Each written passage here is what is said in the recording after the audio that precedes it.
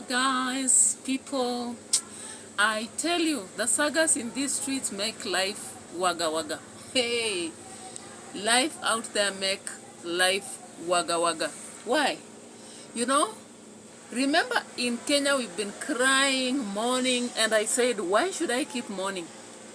However much I mourn, if I'm not dead, hey, if I am not dead, I should just make my life exciting. And so these days I've made a habit of traveling through a lot on the YouTubes, you know, the news that we have Citizen, we have the K24, and even worldwide America. And so I came upon this aspect of killings, right? And I'm like, okay, there's this guy who was sniper. You remember him? Where is the saga? So I looked at the news today. There was a video that was just released by K24 about this sniper guy. And if you've not watched, I tell you, this Kenya you die and people just forget about you, like, you know, like the candle light. Do you remember when the candle is ending that it was such a tall one? You don't. So you people, you remember this sniper man. He was an active member, a political analyst kind of, and then he went into hot soup when he was attacking Kawira. Katambe, you remember? Kaende. That was the story behind this man.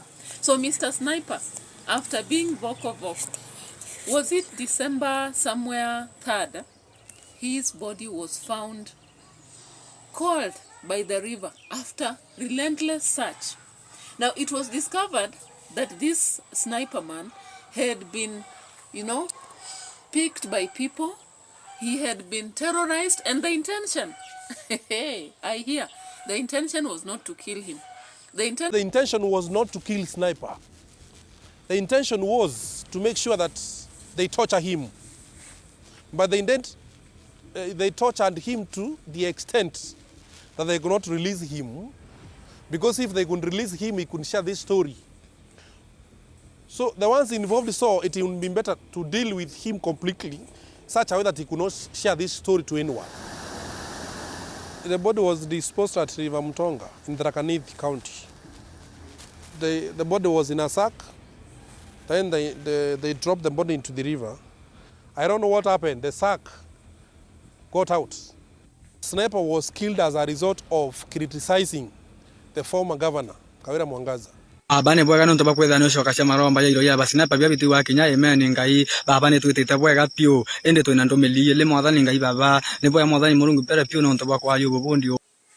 The was just to make him suffer this brutality that people go through. Sometimes they are sodomized and not killed.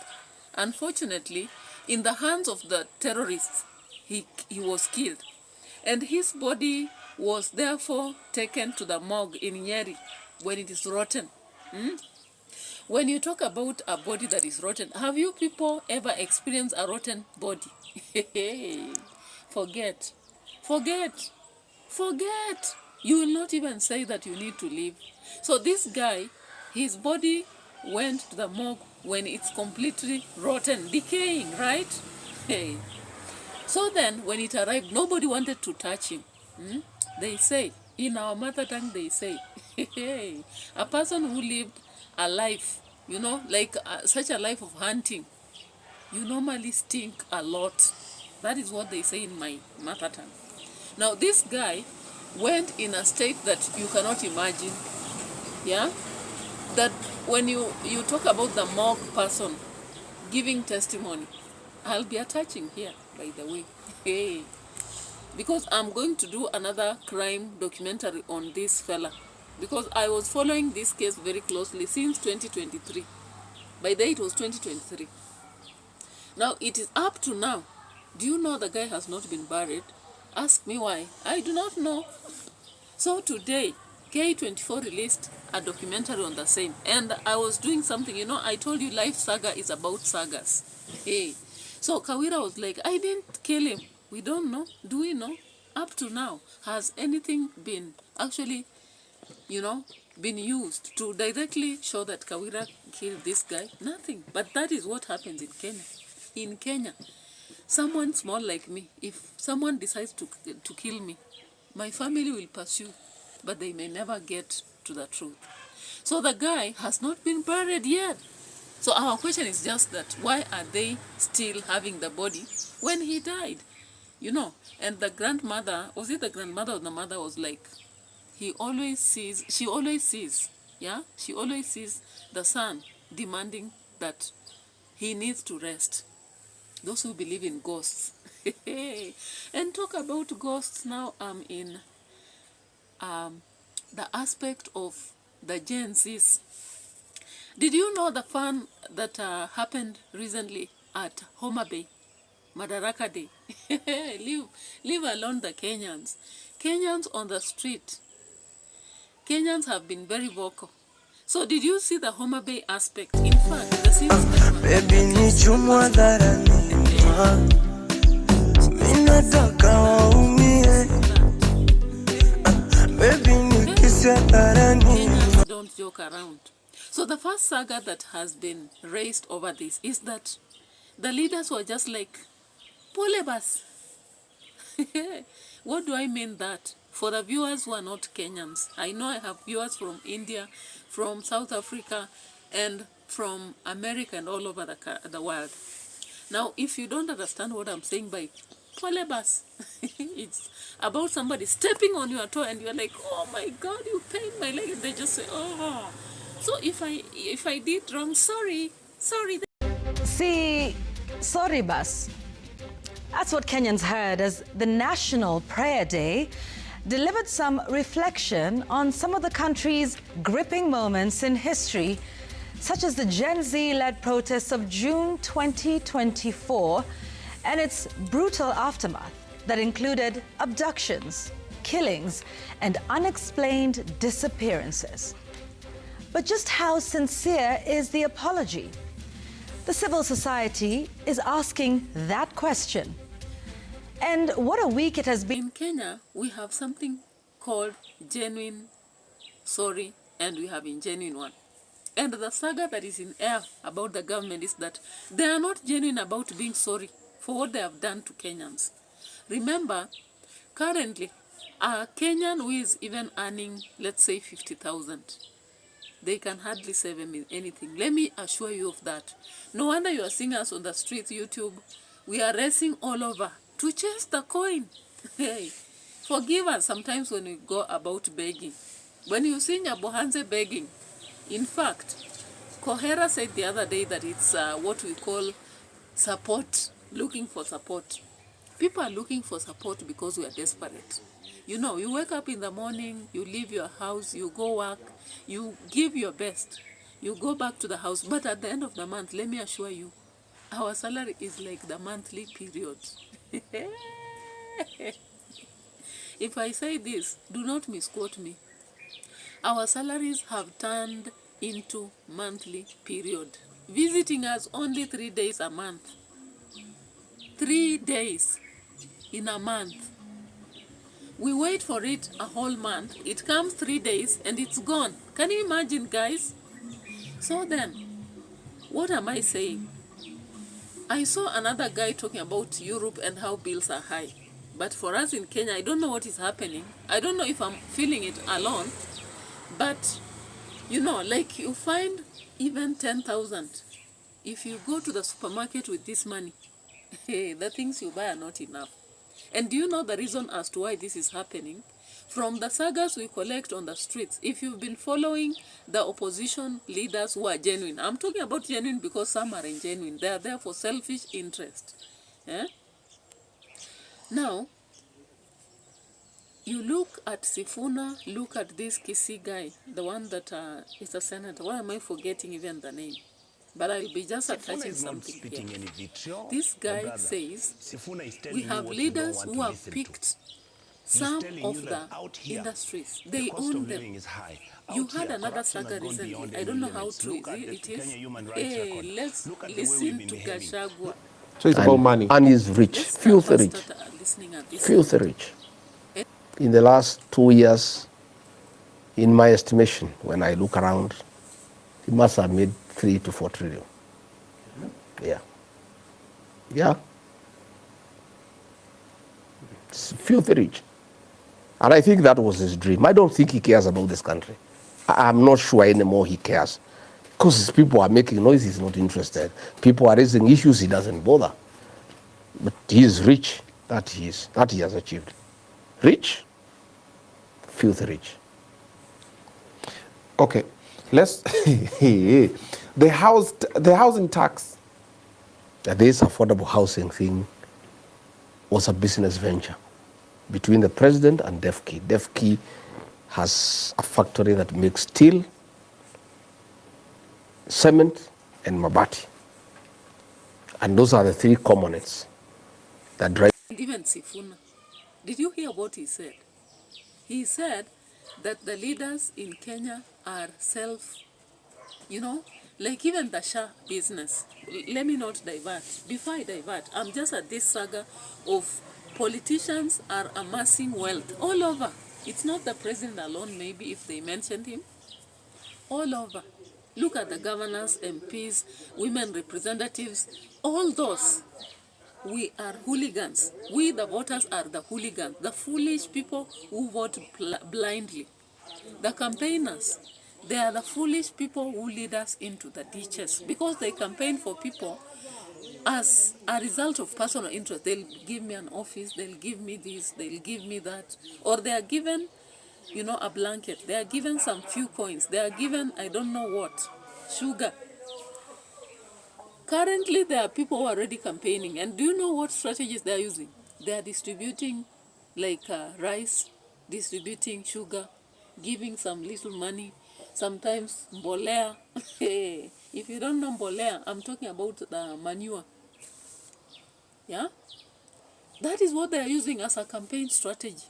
Some have taken the CDF projects as something to use to lure people into thinking they are the ones doing it. School buses, mention the many, but they are going to lead for 10 years. Do you know? In Kenya, no leader wants to rule for 5 years and go home.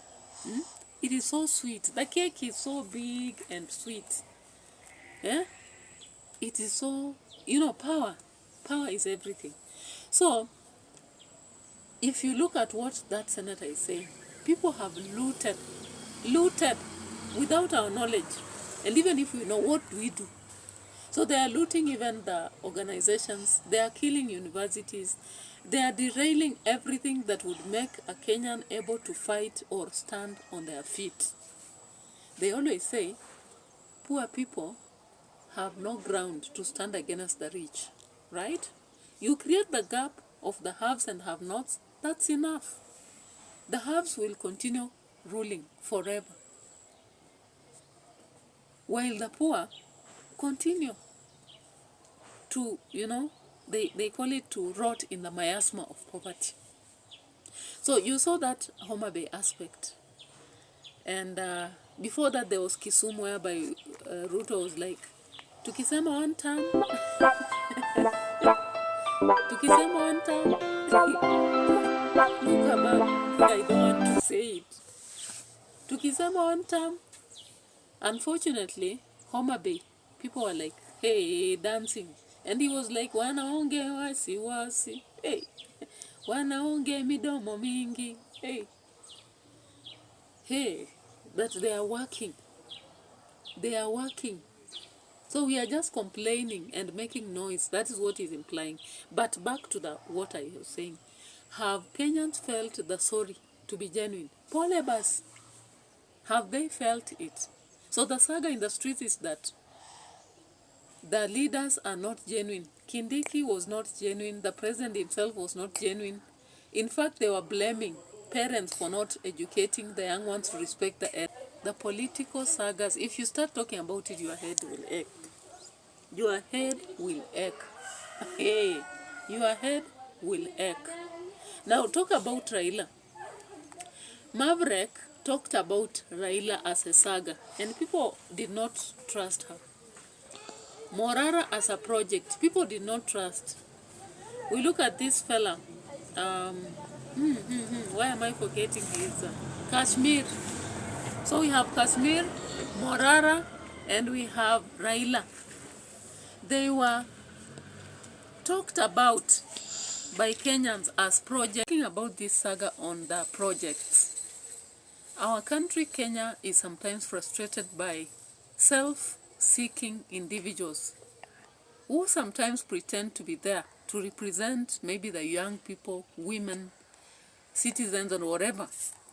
But in reality, they're just, they are self-seeking individuals who have their own motives, maybe wealth, maybe position, maybe power, maybe protection. Now, when you look at the case of Morara, for example, we have been told he's a project of the government. Now, these days, we no longer see him walking around and mimicking the president and showing us the project that are no longer going on. In fact, I stopped following him. I was closely following him and hoping that he's going to change our lives. But then, when the rumors began and he seems like he was indeed working as a project, then I said, why? Why am I even following? Kashmir. Kashmir is one person who testified himself that he was not there for anyone's sake. After all, he chose himself, and when his life was being hunted down, the Kenyans did not help. Hey, he said the Kenyans did not help. And I was like, okay, when you decide to save, Jesus Christ decided to rescue the the world. Did he seek someone else to stand with him? Peter denied him. Judas Iscariot betrayed him. But he went ahead. So if you have a mission, do you stop because people are not standing with you? Hey. Then I thought, for a long time, people have been following Raila. And for me, when he vied for the first time, I was like, okay, he is in to create change for us. But then after the second time and third, I started losing interest totally in Raila, because I realized that a person who loves people, you cannot just target the seat, but you are not doing across the country what is required. Like, if I may say the truth, this family has a lot. And if anything, he should even have changed the Nyanza itself. I know people will stone me for this, but that is a saga. And Maverick Aoko came out telling people how Raila was a self-seeking, hunger-thirst individual who has never wanted to be a leader in this country. And people did not believe it. But tell me, up to now, just drop a comment in the comment section about Morara, Kashmir, and Raila. Now, guys, we are here with the saga waiting upon. I don't know. People are waiting upon Gachagua, and from the impeachment, I believe he cannot run for a seat. Look at, they are also waiting on who? On Matiang. But we have already seen a lot of eruptions coming. But I'll tell you, I'll assure you this. Getting that courage to even vie for a post, such as presidential, if you are not a project, you need to really take heart. And I'm just hoping that Kenyans, as elections come by, they'll use their wisdom to arrest these sagas in the streets. The political sagas, my goodness. Hey, they should arrest them in the streets, because we are just tired. So guys, we're going again. So I'm just appreciative for those who are coming, subscribing. You are really encouraging me. Life Saga has been here for long, but I was not very active. But I've decided, come rain, come sunshine, I'm going to give you a lot of sagas in the streets, and on it, there are crime documentaries I'm coming up with as I learn some skills and try the techniques that I'm learning out there. Otherwise, have a nice time. Till tomorrow, let's meet again in more sagas. Bye-bye. Kata.